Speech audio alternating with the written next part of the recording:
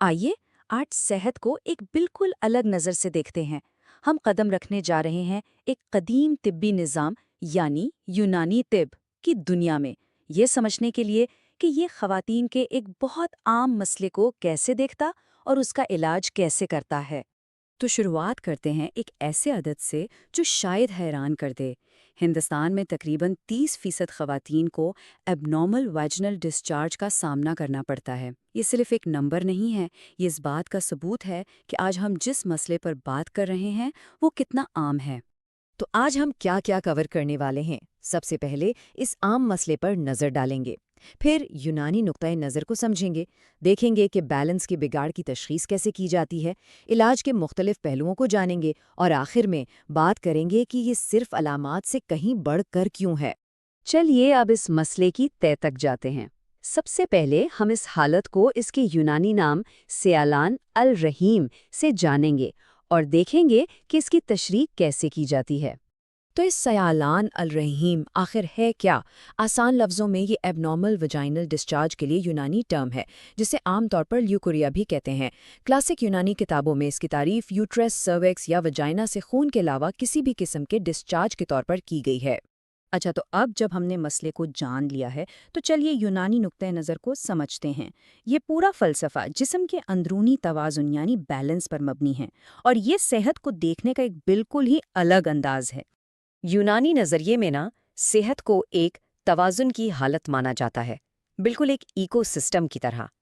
جب اس اندرونی بیلنس میں کوئی خرابی ہوتی ہے تو اسے کہتے ہیں سروم مزاج یعنی بیماری۔ اس توازن کے مرکز میں جو چیز ہے وہ ہے چار خلز کا تصور، جن کو ہم ہیومرز بھی کہہ سکتے ہیں۔ یونانی سسٹم کا یہ ماننا ہے کہ ہمارا جسم انہی چار بنیادی فلوئڈز سے بنا ہے، اور اگر ان میں سے کوئی ایک بھی حد سے بڑھ جائے تو بیماری پیدا ہو جاتی ہے۔ تو یہ چار ہلز کون سے ہیں؟ سب سے پہلا ہے دم یعنی خون، جس کا تعلق سرخ رنگ سے ہے۔ پھر آتا ہے بلغم یا فلم، جو سفید رنگ سے منسلک ہے۔ تیسرا ہے صفرا یا یلو بائل، جیسا کہ نام سے ظاہر ہے اس کا رنگ پیلا ہوتا ہے۔ اور آخر میں چوتھا ہے سودا یا بلیک بائل، جس کی پہچان کالے رنگ سے ہوتی ہے۔ اب یہاں ایک بہت دلچسپ بات سامنے آتی ہے۔ یونانی نظریے کے مطابق سیلان الرحم کا تعلق یوٹرس کی اندرونی طاقتوں یعنی قوت کی کمزوری سے ہے۔ اس کو ایسے سمجھیں کہ یوٹرس کے پاس دو خاص قوتیں ہیں، ایک ہے قوت غذیہ جو غذائیت جذب کرتی ہے، اور دوسری ہے قوت ماسیکا جو فضول مادوں کو روکتی ہے۔ جب یہ کمزور ہو جاتی ہے تو جسم فاضلے کو ٹھیک سے نکال نہیں پاتا اور وہ جمع ہونا شروع ہو جاتا ہے۔ تو سوال یہ ہے کہ یونانی طبیب یہ پتہ کیسے لگاتے ہیں کہ کون سا خلط آؤٹ آف بیلنس ہے؟ چلیے اب اس تشخیص کے عمل کو دیکھتے ہیں جس میں جسم کے اشاروں کو پڑھا جاتا ہے۔ یونانی کتابوں میں ایک بہت ہی انوکھا ڈائگنوسٹک میتھڈ ملتا ہے۔ آج کی زبان میں ہم اسے ٹیمپون ٹیسٹ کہہ سکتے ہیں۔ اس میں ہوتا کیا ہے کہ ایک اسٹیرائل ٹیمپون رات بھر رکھا جاتا ہے، پھر اسے نکال کر سائی میں سکھایا جاتا ہے، اور یہاں آتا ہے سب سے اہم مرحلہ۔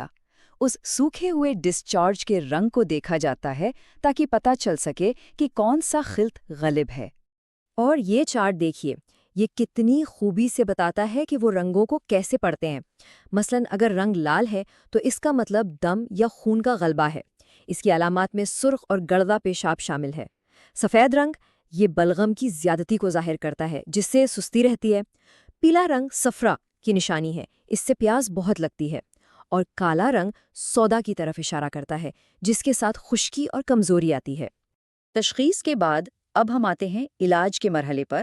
یونانی علاج ایک ملٹی فیسٹڈ اپروچ ہے جس کا مقصد قدرت کے ذریعے اس بگڑے ہوئے توازن کو آہستہ آہستہ بحال کرنا ہے۔ دیکھیں، یہاں یہ سمجھنا ضروری ہے کہ علاج کا مطلب صرف علامت کو دبانا نہیں ہے، اس کے کچھ خاص اصول ہیں۔ سب سے پہلے ہے تنقیہ، یعنی جسم سے اس غالب خلط اور فضول مادوں کو صاف کرنا۔ پھر ایسی جڑی بوٹیوں کا استعمال جو ڈسچارج کو روکیں۔ اس کے ساتھ ساتھ یوٹرس کو طاقت دینے کے لیے ٹونکس، آسانی سے ہضم ہونے والی غذا، اور ہاں، لائف سٹائل میں ضروری تبدیلیاں۔ چلیے کچھ خاص مثالیں دیکھتے ہیں۔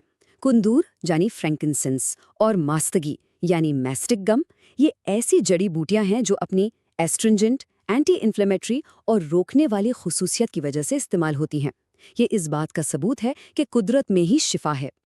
اب بات کرتے ہیں غذا کی، یعنی ڈائٹ، یہ یونانی علاج کا ایک بہت اہم حصہ ہے۔ ہلکی اور غذائیت سے بھرپور چیزوں پر زور دیا جاتا ہے، جیسے مونگ اور ارہر کی دال، ہری سبزیاں اور انار، سیب اور انگور جیسے پھل۔ اور علاج کے ساتھ ساتھ پرہیز بھی لازمی ہے۔ یونانی حکیم عام طور پر بھاری، چکنائی والی، کھٹی اور مسالے دار چیزوں سے دور رہنے کا مشورہ دیتے ہیں۔